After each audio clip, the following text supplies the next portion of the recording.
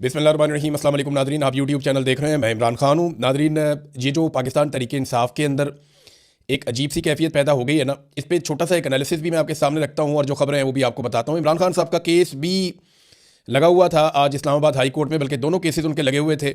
उसमें भी एक डेवलपमेंट हुई है और ये केसेस इस मौके पर दोनों इकट्ठे कैसे लग गए और किस तरीके से ये आगे बढ़ेंगे ये भी आपको मैं भी बताता हूँ। और पाकिस्तान एक बड़ी अजीबोगरीब सिचुएशन में फंस गया है मौजूदा रजीम के हाथों।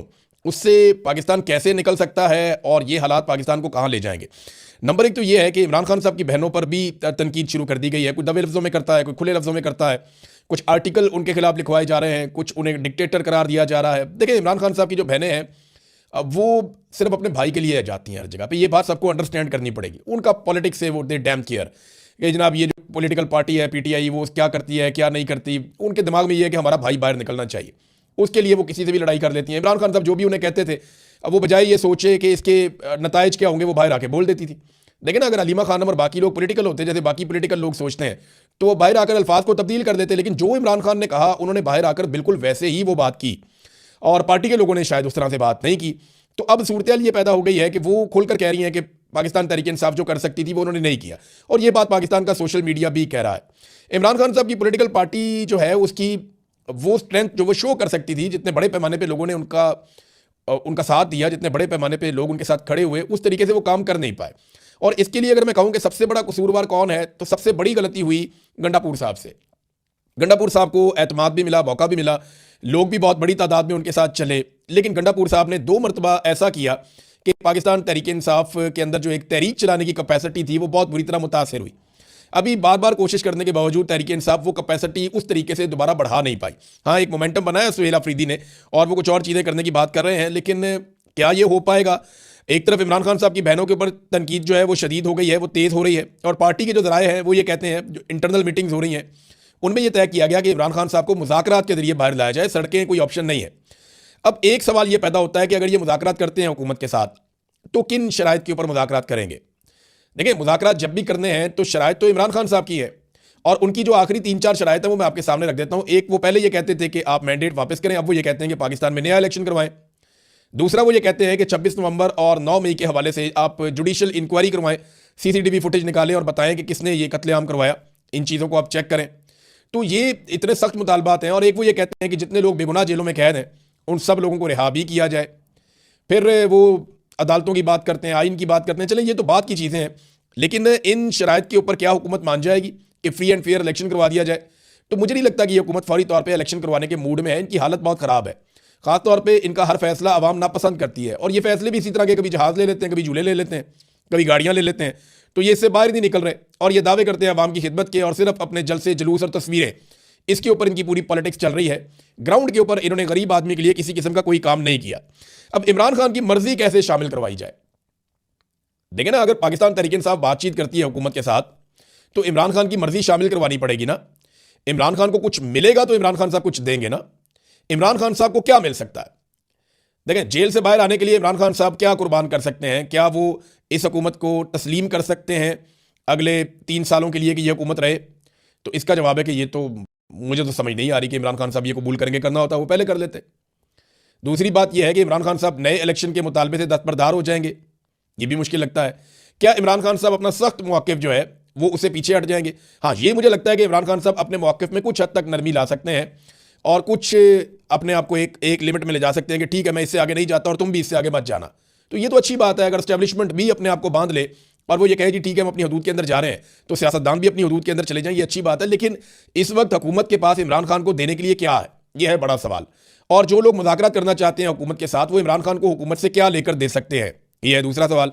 सुहेल अफरीदी साहब जो है ना, वो अच्छा सिस्टम ये बात समझता है कि ख़तरा अब उन्हें पाकिस्तान तहरीक इंसाफ से नहीं है, ख़तरा उन्हें अब इमरान खान की फैमिली से, या सुहेल अफरीदी को वो कुछ हद तक खतरा समझते हैं, लेकिन उन्हें काफ़ी हद तक डिस्क्रेडिट करने में कामयाब रही है एस्टैब्लिशमेंट। खासतौर पे जो गंडापुर साहब ने एक पूरा एक एपिसोड चलाया, और उसके बाद जिस तरह से सुहेल अफरीदी साहब इस्लामाबाद के अंदर बंद हो गए जब इमरान खान साहब का इशू उठा, और रहती सही कसर जो है वो अभी बैरिस्टर गौर ने कह दिया कि सुहेल अफरीदी हर चीज़ में ऑन बोर्ड थे और वो भी कॉन्फ्रेंस कॉल के अंदर शामिल थे जो अलीमा खानम सुन रही थी, तो उसे तासुर ये गया कि जैसे सारी चीज़ों में वो शामिल है, तो उन्हें डिस्क्रेडिट करने की कोशिश की जा रही है। देखिए, सुहेल अफरीदी के पास अब बचा क्या है? इमरान खान साहब का जो आखिरी उनके लिए पैगाम था सुहेल अफरीदी के लिए, वो ये था कि स्ट्रीट मूवमेंट की तैयारी करो। उसके बाद इमरान खान साहब ने उन्हें कोई पैगाम नहीं दिया।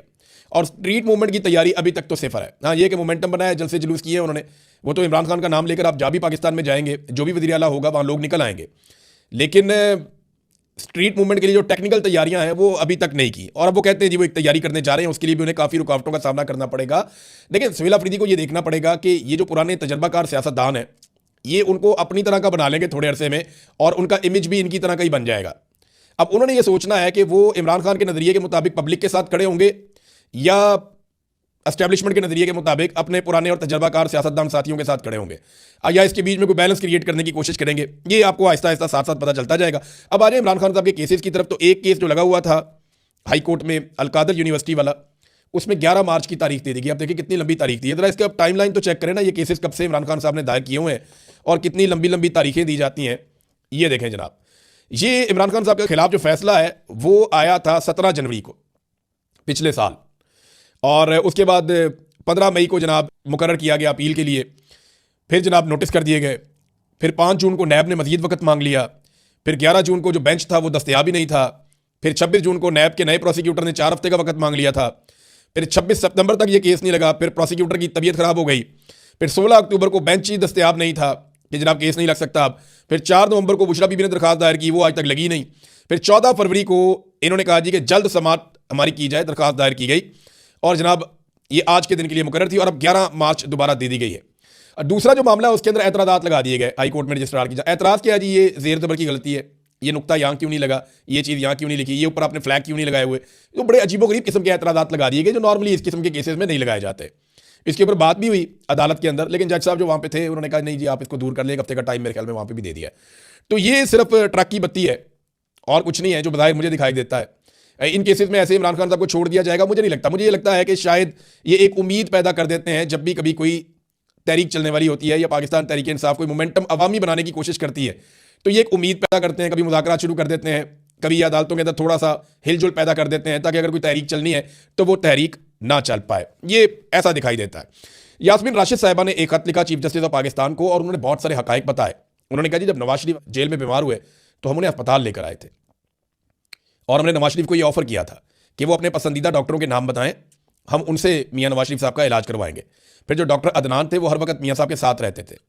फिर फैमिली को भी फ्री एक्सेस दी गई थी, मियां साहब को हर तरह से फैसिलिटेट किया गया था, लगातार उनकी मुलाकातें चल रही थी। फिर डॉक्टर अदनान डॉक्टर्स की तमाम बोर्ड मीटिंग्स के अंदर भी बैठते थे जो नवाज शरीफ के अपने डॉक्टर थे। तो यास्मीन राशिद साहिबा ने काफ़ी सूरत बता के शर्म दिलाने की कोशिश की अदालत को। चीफ जस्टिस ऑफ पाकिस्तान को उन्होंने एक खत लिखा। अब देखना यह है कि अदालत जागती है या नहीं जागती, क्योंकि इमरान खान के साथ तो सरीहन एक ज्यादती हो रही है और लगातार वो ज्यादती उनके साथ करते चले जा रहे हैं। नाज़रीन, एक और खबर है, ये बरतानिया से आई है। बरतानिया के पार्लियामेंटेरियंस ने पाकिस्तान को जो एड दी जाती है, जो इमदाद दी जाती है, उसके हवाले से आवाज़ उठा दी है कि जो पाकिस्तान को इमदाद दी जाती है उसको मशरूत किया जाए, उस पर नज़रसानी की जाए कि पाकिस्तान में जमहूरियत और इंसानी हकूक़ की पामालियाँ हो रही हैं, और उनका खात्मा यकीनी बनाया जाए, और उसके साथ इसको मशरूत किया जाए। बरतानवी वज़ीर जो है उन्होंने कहा कि हम ये वादे करते हैं कि पाकिस्तान को अपने मुल्क में बुनियादी इंसानी आज़ादी को इज़्ज़त देना होगी, फेयर ट्रायल का हक देना होगा, मेडिकल ट्रीटमेंट देना होगी, जैसे ये हर इंसान का हक है वैसे ही ये इमरान खान का भी हक है। ह्यूमन राइट्स आइन और बैनुल अक़वामी कवानीन का एहतराम होना चाहिए। ये बरतानिया की पार्लियामान के अंदर आवाज़ उठ रही है। फिर इमरान खान को इसलिए जेल में डाला गया है क्योंकि वो इलेक्शन जीत गए थे, और अभी भी वो इलेक्शन जीत सकते हैं। जमहूरियत इसी सूरत में मुस्तहकम होगी जब वहाँ पर नए इंतखाबात होंगे। तो नए इंतखाबात का एक मुतालबा भी वहाँ से सामने आया।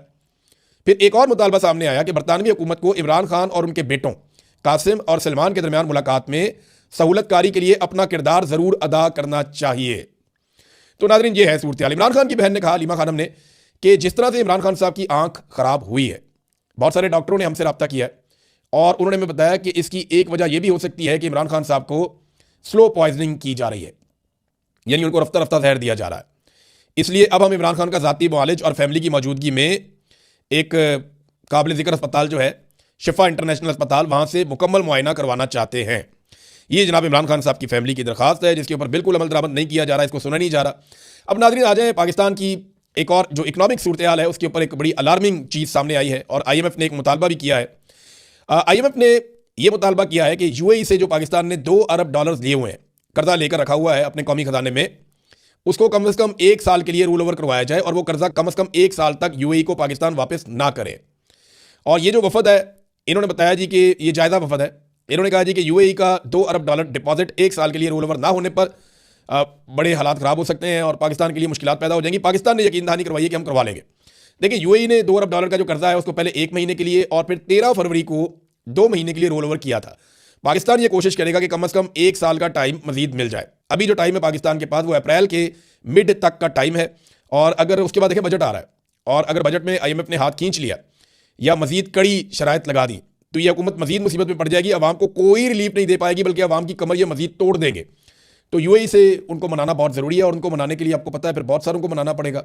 यूएई जो है वो अपने पैसे को इस्तेमाल भी कर सकता है, उसको खित्ते के अंदर अपनी इजारादारी का बड़ा आजकल यूएई का एक ट्रेंड चल रहा है। वो सूडान के अंदर भी मुदाखलत है उनकी, लीबिया के अंदर भी, सोमालिया आइलैंड में भी, और यमन के अंदर भी। और सऊदी अरब इस मामले पे नाराज़ भी है यूएई से कि वो ये काम ठीक नहीं कर रहे, बल्कि उसका उन्होंने इजहार भी किया है। तो यूएई जो है वो अपना एक बहुत तगड़ा उन्होंने एक अपना सतून खड़ा कर दिया है। और पाकिस्तान के लिए प्रॉब्लम ये है कि वो $2 अरब उनसे रोल ओवर करवाने हैं या कोई और पाकिस्तान को ये पैसा दे दे। तो अब पाकिस्तान इसके बदले में किस किस्म का कंप्रोमाइज़ करेगा ये देखना पड़ेगा। देखिए, बांग्लादेश में जब इनकलाब आया ना तो उसके बाद डॉक्टर मोहम्मद यूनुस को लाया गया। डॉक्टर मोहम्मद यूनुस आए और 18 माह तक वो वहाँ पे रहे और फिर उन्होंने इलेक्शन करवा दिए। अब एक नई हुकूमत बन चुकी है, लेकिन इन 18 महीनों में डॉक्टर मोहम्मद यूनुस ने जो मेहनत की उसके नतीजे में बांग्लादेश के जो ज़र मुबादला के ज़खायर हैं, जो कौमी खजाना है उनका, उसमें $9.5 अरब का इजाफा हुआ, यानी 50% इजाफा उन्होंने 18 महीनों में कर दिया। ये काबिल लोग। देखिए, पहले हसीना वाजिद थी, मिलिट्री एस्टेब्लिशमेंट थी। जैसे ही बांग्लादेश की जान छूटी वहाँ की घटिया मिलिट्री एस्टेब्लिशमेंट और हसीना वाजिद से, तो क्या हुआ, वहाँ $9.5 अरब के 50% उनके ज़र मुबादला के ज़खायर बढ़ गए। और पाकिस्तान में क्या हुआ, घटते ही गए, घटते ही गए। जो इमरान खान साहब ने $16 अरब पे छोड़े थे, वो इन्होंने हालत ये कर दी है कि $12 अरब तो इस वक्त दोस्त ममालिक के पड़े हुए हैं और बहुत थोड़े से पैसे पाकिस्तान के अपने हैं, और ये रोल ओवर के लिए मिन्नतें और तरले करते जा रहे हैं। वर्ल्ड बैंक के जो आदाद शुमार है ना, देखिए वर्ल्ड बैंक का भी तो एक म्यार है ना गुर्बत का। तो वर्ल्ड बैंक का जो म्यार है, अगर उसके मुताबिक आप ये देखें कि पाकिस्तान में कितने लोग गुर्बत की लकीर से नीचे जिंदगी गुजार रहे हैं, तो आप हैरान हो जाएंगे। लगभग आधे से ज्यादा लोग, यानी कुछ इकोनॉमिस्ट तो ये कहते हैं कि 60% पाकिस्तानी गुर्बत की लकीर से नीचे जिंदगी गुजार रहे हैं। अगर आप वर्ल्ड बैंक के बनाए हुए म्यार के मुताबिक देखें तो 60% पाकिस्तानी गुर्बत की लकीर से नीचे जा चुके हैं। नाज़रीन, जहाज वाली जो कहानी है, जो बड़ी सुक्की का बायस बनी पंजाब हुकूमत के लिए, मिनिस्टर ने बहुत झूठ बोला, तो बिलाखिर इंफॉर्मेशन मिनिस्टर ने काफ़ी झूठ बोलने के बाद सच बोल दिया और यह करार दे दिया कि जहाज़ मरियम नवाज का है, और साथ ही ताना दे दिया बिलावल को कि अगर बिलावल सिंध हुकूमत के जहाज़ में इधर उधर फिर सकता है तो फिर मरियम नवाज या पंजाब हुकूमत जहाज़ क्यों नहीं ले सकती, तो मरियम की भी मर्जी है। देखें, अब ये तो बिलावल के साथ भी ज्यादती है। अगर मरियम नवाज की बेटी है तो बिलावल आसिफ जरदारी का बेटा है, तो फिर बिलावल को भी गल्फ स्ट्रीम का जहाज़ लेना चाहिए, उसे भी इसी तरह का एक लग्जरी जहाज़ चाहिए। वैसे इंडिया के किसी वज़ीर आला के पास या हुक्मरान के पास गल्फ स्ट्रीम का जहाज़ नहीं है, हालांकि पाकिस्तान से बहुत बड़ी इकॉनमी है वो, लेकिन उनके हुक्मरान इतने अय्याश नहीं है जितने पाकिस्तान के हुक्मरान अय्याश हैं। नाज़रीन, मोदी का जो दौरा है उस पर थोड़ी सी बात कर लेते हैं हम जाते जाते, क्योंकि ईरान के ऊपर अटैक बहुत करीब आता जा रहा है। जिनेवा के अंदर जो मुज़ाकरात हुए हैं उसके बावजूद धमकियां अमेरिका की जारी हैं, वो फुल दबाव ईरान के ऊपर डाल रहे हैं कि बहुत बड़ी जंग आप पे मुसल्लत कर दी जाएगी और ईरान में रजीम तब्दील कर दिया जाएगा। ईरान जंग से अवॉइड करना चाहता है, लेकिन जंग उसके ऊपर मुसल्लत हो चुकी है ऑलमोस्ट। या तो उन्हें अमेरिका की सारी शराइत माननी पड़ेंगी या फिर उन्हें जंग के लिए तैयार रहना पड़ेगा। अब नरेंद्र मोदी ने दौरा किया है इजराइल का, और इतने पुरजोश हैं नरेंद्र मोदी के, उन्होंने कोई 1 दर्जन ट्वीट कर दिए इस दौरे को लेकर, बार बार ट्वीट। और ये एक बड़ा ज़बरदस्त ताल्लुक है इसराइल का और भारत का। ये पाकिस्तान के खिलाफ भी कई मरतबा इस्तेमाल हुआ है। देखिए, पाकिस्तान ने डोनाल्ड ट्रंप तक जाने के लिए मोहम्मद बिन सलमान के लिंक को इस्तेमाल किया था। और एक बात मैं आपको बता दूं कि पाकिस्तान के सऊदी अरब के साथ शानदार ताल्लुकात हैं, बेहतरीन ताल्लुकात हैं, लेकिन मौजूदा हुक्मरानों से जो इस वक्त रजीम है पाकिस्तान में, उनसे इस वक्त की सऊदी हुकूमत कोई ज़्यादा खुश नहीं है। ये मैं आपको आज कह रहा हूं ना, ये मुस्तकबिल में साबित हो जाएगा। आप सबको बहुत अजीब लगेगा, लेकिन आप पिछले चंद दौरे उठाकर देख लें, आपको कुछ चीज़ नजर आएगी। बस आप गौर करते जाएं, कुछ दिनों में आपको बहुत सारी चीज़ें नजर आएंगी। मैं ज़्यादा कहना नहीं चाहता क्योंकि दो मुल्कों के ताल्लुकात का मामला है। तो पाकिस्तान और सऊदी अरब के ताल्लुकात तो शानदार है, वो हमेशा रहेंगे, लेकिन इस वक्त के सऊदी हुक्मरान, पाकिस्तान के मौजूदा हुक्मरान जिनमें एस्टेब्लिशमेंट भी शामिल है, उनसे कुछ ज़्यादा खुश नहीं है और वहाँ पर एक सर्द मोहरी देखने में आ रही है। बहरहाल, हमने जब पाकिस्तानी एस्टेब्लिशमेंट ने, आसिम मुनीर ने, शहबाज शरीफ ने ताल्लुक बनाना था डोनाल्ड ट्रंप से, तो मोहम्मद बिन सलमान के लिंक से ये लोग आगे बढ़ते हैं। उधर जब मोदी ने अपने मामला ट्रंप के साथ सीधे करने हैं तो नेतन्याहू को वो इस्तेमाल कर सकते हैं। और नेतन्याहू ये कैपेसिटी रखता भी है, क्योंकि डोनाल्ड ट्रंप नेतन्याहू को बहुत ज़्यादा अपने करीब रखता है, और डोनाल्ड ट्रंप और नेतन्याहू ऐसा लगता है जैसे कि एक सिक्के के दो रुख हैं, वो एक दूसरे को बहुत सपोर्ट भी करते हैं। तो ऐसे में नेतन्याहू के लिए ये मुश्किल नहीं होगा। जो मोदी ने नेतन्याहू के साथ टाइम गुजारा है, तो इसका मतलब है कि डोनाल्ड ट्रंप के साथ भी उनके मामला ठीक होने वाले हैं। तो क्या इसमें पाकिस्तान के लिए अच्छा होगा, बुरा होगा? देखें, हर एक मुल्क को अपना हक है कि वो खुलकर अपने ताल्लुकात बनाए। इंडिया भी अमेरिका से ताल्लुकात बना सकता है, पाकिस्तान भी बना सकता है, लेकिन नॉर्मली जब पाकिस्तान और इंडिया जैसे ममालिक होते हैं जो एक दूसरे की मुखालफत में होते हैं तो इन चीज़ों का एक दूसरे पे